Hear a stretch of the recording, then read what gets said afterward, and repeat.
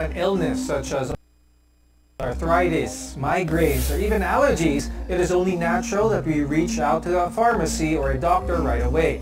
Other times, like here in the Philippines, some use home treatments where people would substitute things like ginger, honey, and garlic for prescription medication. But did you know that there is also an alternative medicine practiced in some parts of the world which uses highly diluted substances? Practitioners claim that these can cause the body to heal itself. In this episode, let's learn more about the alternative medicine called homeopathy. I'm Dr. Freddy Gomez and welcome to Medtalk Health Talk on CNN Philippines.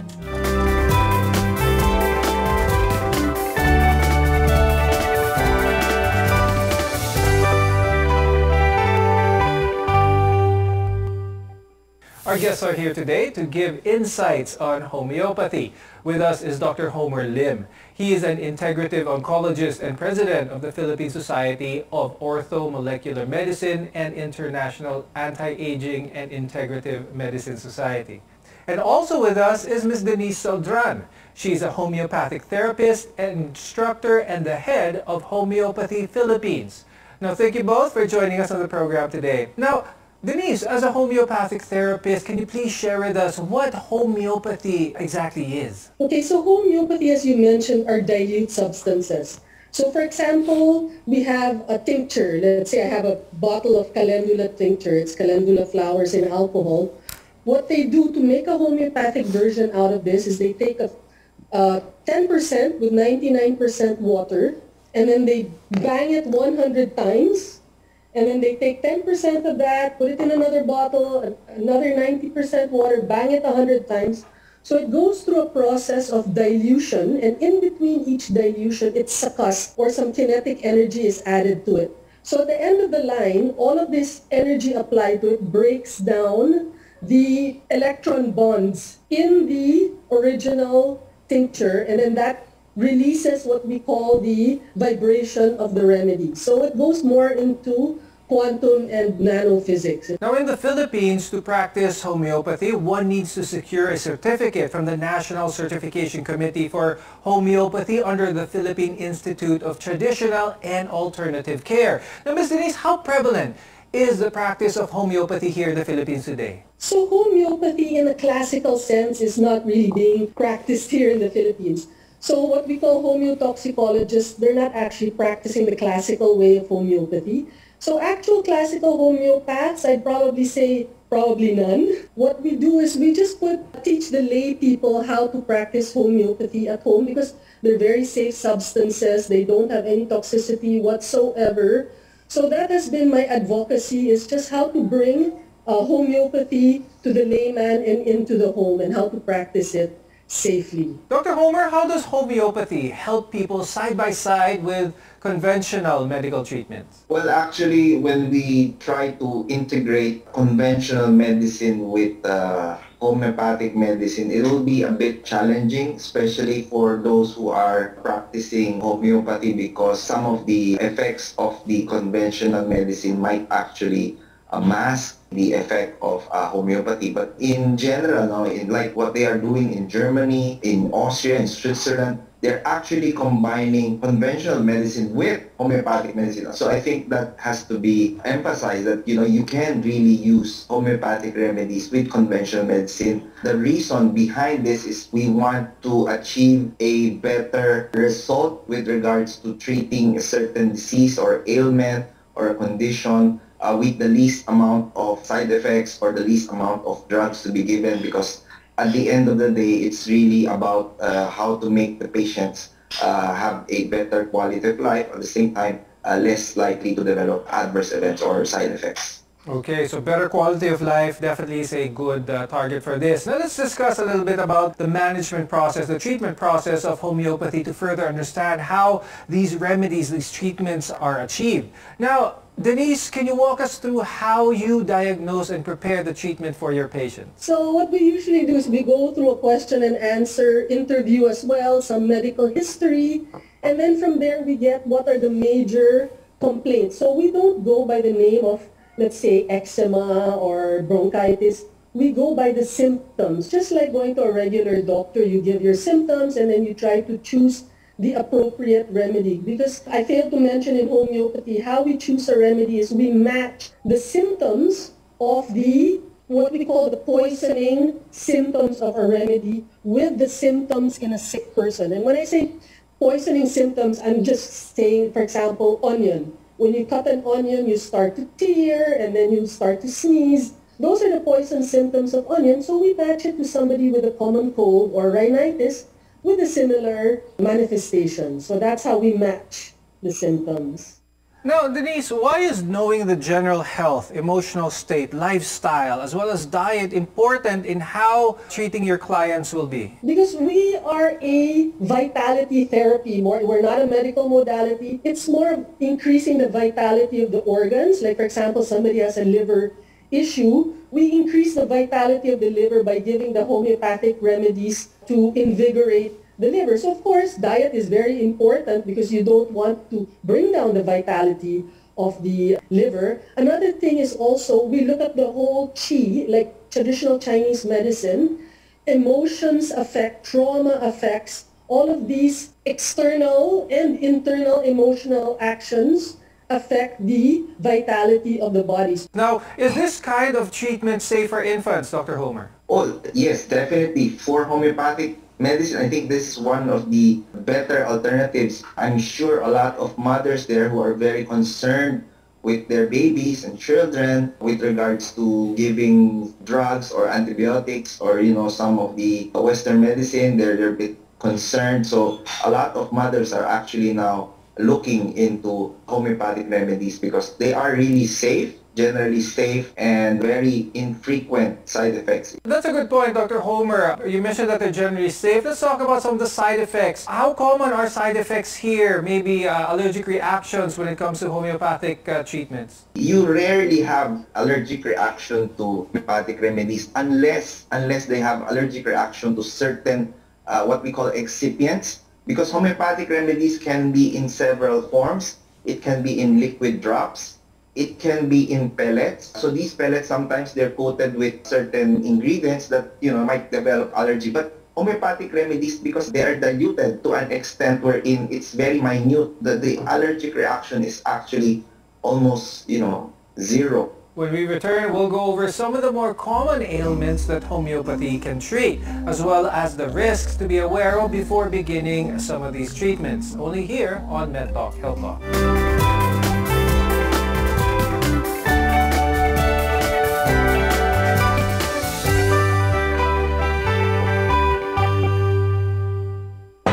Ito ang RPN, Radio Philippines Network, DXKT 1071 sa inyong mga radyo, ang Radyo Ronda sa Davao.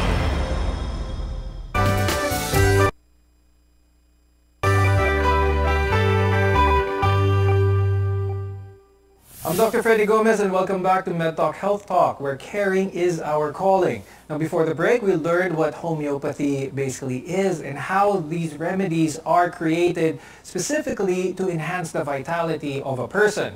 Now, for some Filipinos, depending on which region you are from, they have some beliefs that certain herbs and plants can be used to help treat ailments like a sore throat or the common cold. Now, Denise, of the common ailments that Filipinos undergo, they suffer, which ailments do you see most which have a great effect with homeopathic remedies? Actually, the homeopathy has its greatest effect in emergencies and accidents.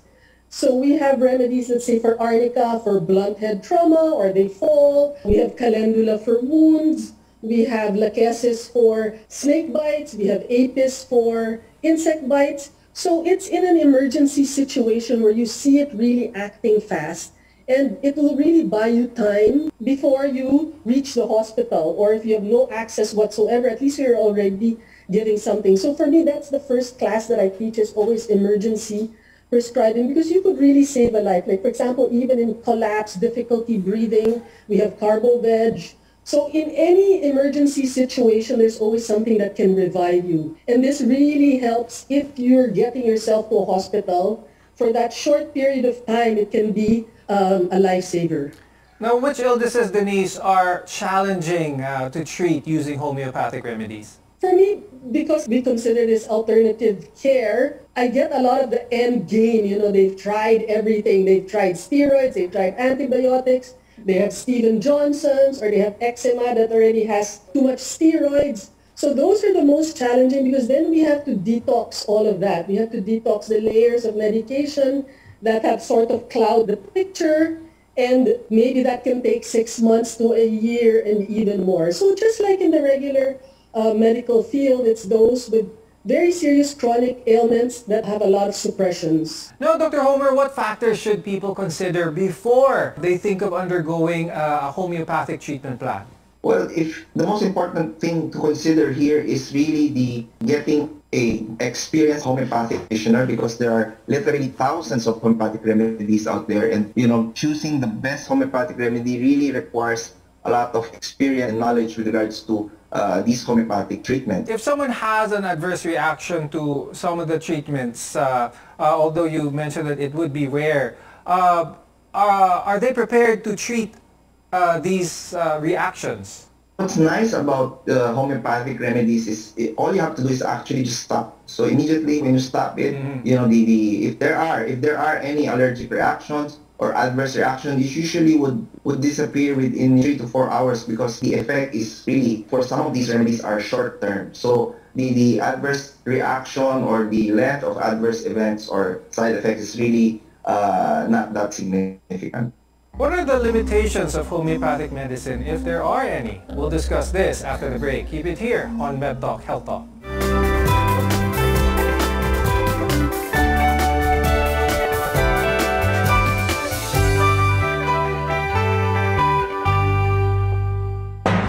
Ito ang RBN, Radio Philippines Network, DXKT 1071 sa inyong mga radyo, ang Radyo Ronda sa Davao.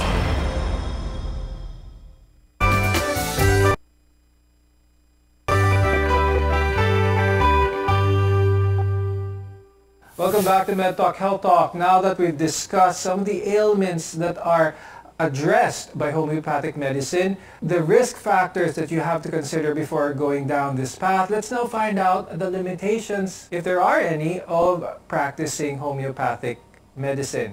Now, I'll start first with Denise. Up to how serious of an illness can homeopathic medicine be able to address? You know, in my experience, it works hand in hand with regular medicine, so it can be as serious as possible. Like, for example, my father had stage 5 kidney disease. We're able to extend his life by many years with the use of homeopathic remedies as well as his regular remedies. So because it's a vitality therapy, it increases the vitality of the body. It really doesn't have that much limitations as long as you know what remedies to use. And of course, you know how to use it hand in hand with whatever therapies you're undergoing as well. Now, Dr. Homer, what are some of the considerations, someone who's never tried homeopathic medicine, what are some of the considerations before undergoing alternative medicine choices, especially those with chronic diseases? Well, I think the most important thing to consider really is, are there any side effects or, adverse effects if you do use homeopathic remedies? So these side effects are very rare and seldom. So if you really want to try homeopathic remedies, I would suggest you seek a consult with a experienced and knowledgeable homeopathic practitioner. So I think there's really not much of a problem, unless of course you take several homeopathic remedies altogether. So you should not try to self-medicate. Okay, that's a very good point. That's why I'd like to ask Denise how risky it is for someone to practice homeopathic medicine on their own without consultation with someone who is very familiar with the ingredients that you may use. Actually, as a first aid and acute, it's quite safe. That's why they sell it in Whole Foods, in the grocery, because it's a couple of sugar pills that you can take if you have a cold. The worst thing that can happen is it's not going to work, but there's not going to be any adverse effect. So if you feel like you're taking something for your cold and your cold is getting worse, then it's probably because you just chose the wrong homeopathic remedies. I would be more careful, of course, when we're going into chronic illnesses or people that are very delicate, old age, or very asthmatic young children. That's where they really have to be careful. But for run-of-the-mill emergencies and acute situations, it always helps Denise, what would you advise someone who has never tried homeopathic medicine yet? How should they go about it? Someone who's a beginner amongst this form of treatment. Well, I would get probably a few first aid remedies such as arnica for bumps and bruises, calendula. So maybe about 8 to 12 first aid, and then to start trying it from there. And then, once you see how fast it makes your wound heal or how clear your bruise becomes after a day or so, then you'll become more inspired to try other remedies for other more involved ailments. Now, Dr. Homer, what is the homeopathic landscape currently now here in the Philippines? So actually, you might be surprised, homeopathic remedies, especially here in Manila, it's there's a following. Similarly in Visayas and Mindanao, there's a group of doctors. It's called the Philippine Society for Integrative Medicine and Homeopathy, or homotoxicology. So they use a bit of homeopathic remedies from Germany. We also have, aside from Ma'am Seldran, we have Jake Tan. Dr. Jake Tan was a homeopath also. He's quite famous. So it's been around for, I would say, at least 20, 30 years now. Now, Dr. Homer, that's one important thing, especially for someone na baguhan pa lang with homeopathic medicine and they want to seek the correct information with someone who is qualified. What can someone who is new to this watch out for to decrease the risk of getting wrong information? Well, we have, again, the Philippine Society for the Integrative Medicine on Homotoxicology. It is now a certified provider for training on homeopathy and homotoxicology. You just have to look for those doctors who are part of this organization who have been certified by PIPA. If you have those certifications, I think you're more likely to be safe and you'll get the proper or right homeopathic remedy for your condition. Well, unfortunately, that's all the time we have. But before we go, I'd like to hear from Denise. If you have any words for our audience, any tips, any advice? Well, for my only advice is don't be afraid to try it because it can only really increase your vitality. So it's very safe not to worry about it. Then, of course, Dr. Homer, any parting advice for our audience? For everyone who's listening, if you're taking a big number of conventional drugs and you feel that it's not helping, you might want to look into homeopathic remedies because they do have a certain efficacy and safety, I think, which is very, very important, safety and efficacy. Thank you so much, Dr. Homer Lim and Ms. Denise Seldran, for being with us today, sharing some information and your insights on homeopathy. I'm Dr. Freddy Gomez, and thank you for watching Medtalk Health Talk. We'll see you again next time.